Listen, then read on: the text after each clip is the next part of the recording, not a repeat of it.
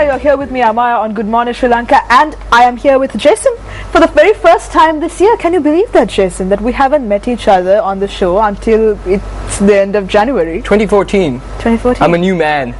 Oh. Ooh. Yeah. A lot of things changed. I got a bicycle. So I ride yeah, to that work really I'm being more changes a man. I don't know what your definition of man is, but apparently the bicycle changed him. Men ride bikes. So they do, of course they do. Well, good morning to you and Happy New Year, by the way. Thank you, Jason. I did hold up on my end of my New Year's resolution. Oh. I heard you didn't. Apparently you tried to quit chocolates, but you couldn't. There and was I found Christmas out. pudding in the and fridge. that's sad. Yeah, I know what to do. Well, anyway, it's the end, almost the end of Nice January. Now let's subject. move on from that. And now, Jason, I know that you're a man who's interested in technology, and yes, you work very with a lot of cameras and things like that as well when it comes to your work. But what do you know about fraud and cybercrime and things like that? Well, I know this one guy. I'm not going to name his name. His name's Jason as well. It's not me, I swear. But he does download a lot of music from the internet, and I think that's really bad. Ooh, That is piracy. super bad. Very bad. I hope that this Jason, who is not you, realizes that it is pretty bad. But on that note, I mean, cybercrime and fraud, internal fraud, which happens over the internet and over technology, is becoming even more prevalent now that we've moved on into this whole new platform of technology that we have True. in our world today, right? And it especially when it comes to the economy of a country, at that point financial institutions and banks play a huge role in keeping any economy stable, and when there is fraud happening inside and it can't be detected, then it becomes a problem for the banks, and it becomes a problem for the economy as a whole of any country. Right. So how do we address that problem, right? So we have two What is the gentlemen with solution? us. What is the solution, indeed? No, So I'm really asking, what is the solution? I don't know. well, I don't have the solution, but our guests today on the show have the solution. Oh, and nice. so they claim, and we'll find out from them exactly what it is. So we have with us this morning on the show Rafael Mayo, who is the co-founder of NetGuardians. Good morning, Rafael. Good morning, Amaya. Welcome to the show. Thank you. Sorry, And welcome to Sri Lanka as well. I the think. audience is half asleep. I don't know. Come on, guys, what are you guys saying? All right, let's give Rafael a round of They're applause. And half we asleep. also have Ralph Chitong, who is the Director of Business Development, and he is a part of SOFGEN, which is a company that is partnering with NetGuardians when it comes to this new software. So welcome to the show as well, Ralph. Good morning. Are you usually a morning person? Yeah, but I'll mention on this New Year theme that, of course, it's Chinese New Year in Singapore, where I'm based. So the celebrations are coming up still. Yay! No, So do you have like New Year's resolutions? no, I've long since given those up, thank you.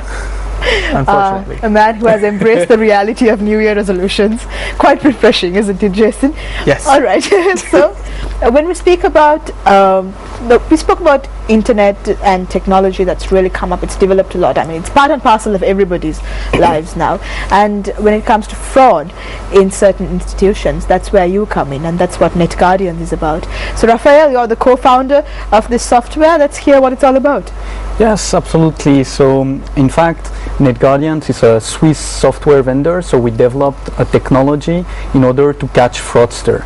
So you were mentioning your friend Jason, who That guy, yeah. that guy exactly, who is downloading some music. Right. In fact, they are the same type of persons who, instead of downloading music, are stealing money from the bank accounts inside financial institution. Right. And we need to have some policemen in order to catch them. Right. And what we have developed is a solution that is the policeman to catch this internal fraudster Okay. who steal some money and try to hide all their trace in order to do some bad action. In fact. Right, so this is, let me get this straight. This is a software that's pretty much inbuilt into the security system of, for example, a bank. It's not automated though. Exactly. In fact, it's a software, a server that is installed inside the bank, Right. and that gather all information from the heart of the bank. We call it the core banking, Okay. and from all IT activities.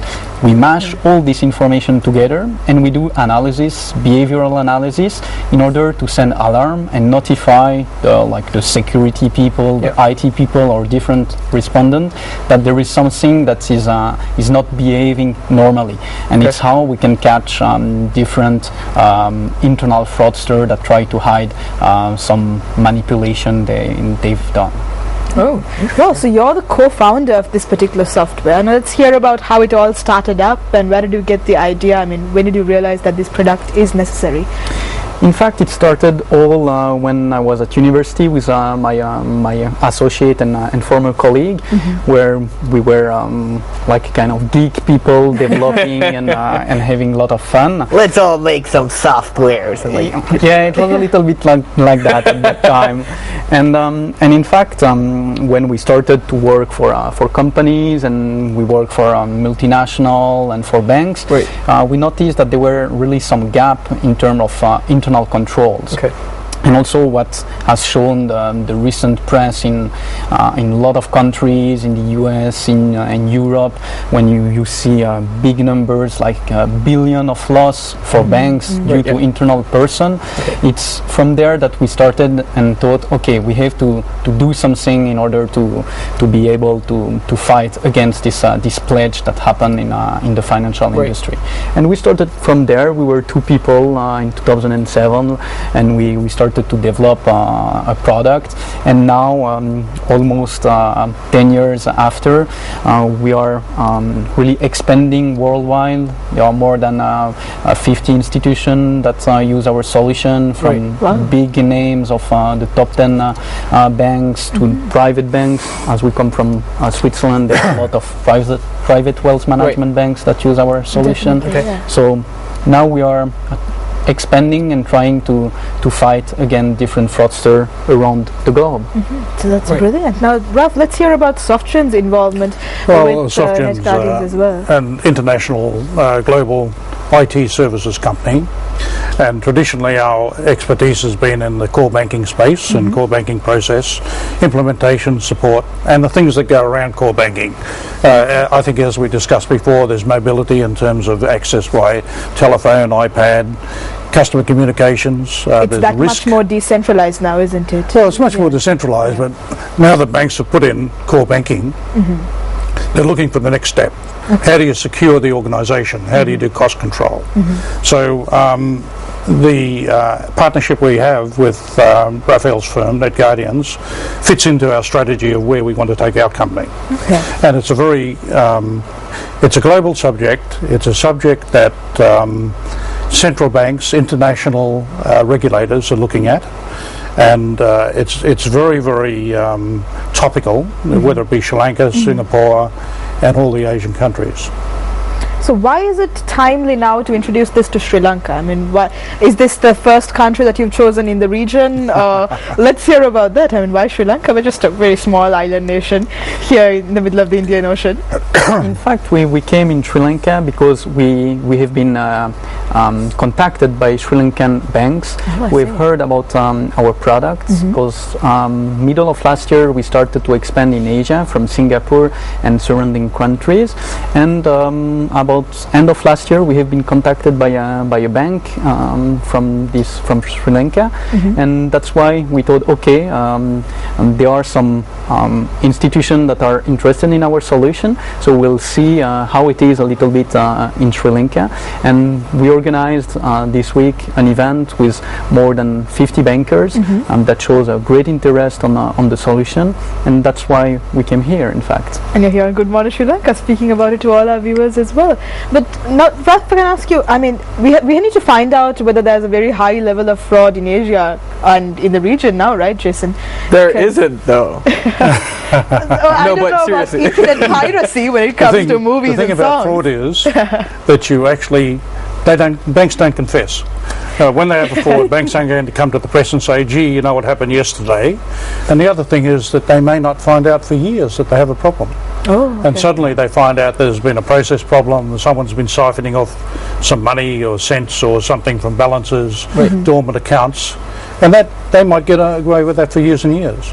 So that's a problem that's present universally, is it? Exactly. To give you just one number, PwC did a survey about asking all their financial clients if they have been hit by fraud. 90% of them responded yes, which is really high. Almost every institution has suffered one time from fraud. So it's really something global, that there is no pattern from country, so it happens really everywhere. So it's a serious problem that has been, banks try to stay discreet. They don't try to talk about that they are losing you money. That won't be good to get for getting clients involved with your bank. I need to call my bank. But no, seriously, your software, from the sounds of it, it sounds like it analyzes things, obviously. Can this not only be used in banks, can it be implemented somewhere else? Actually, it can. We have in our own country, like the railroad system, who use our solution, and also some hospitals who use our solution. So there are different industries that can benefit for our solution. But it's true that today our main market is financial institution, where we have the main expertise. Okay. And do you go on, Ralph? Yeah. When it comes to software like this, I think something to remember is, there's a saying that there's only $1 in the world, but it goes around very, very fast, right? Velocity. Yes. And as technology has changed the face of banking, it really has, and it will continue to change the face of banking. There's more ways to do things. People are less associated with the core of banking, the debits and credits. The machine does it all. So now you need technology that can keep pace with the changing technology of fraudsters. And this is what NetGuardians does. It brings into the world of real time, or near real time, the monitoring against potential fraud. All right, so we'll be speaking, we have to go for a very short commercial break now, but we'll be speaking more to Raphael and Ralph as well, and maybe we can ask you about whether this type of software could have prevented, the financial crisis in 2008 or anything of that nature. So hard-hitting questions that will be asked on Good Morning Sri Lanka right after we come back from the break.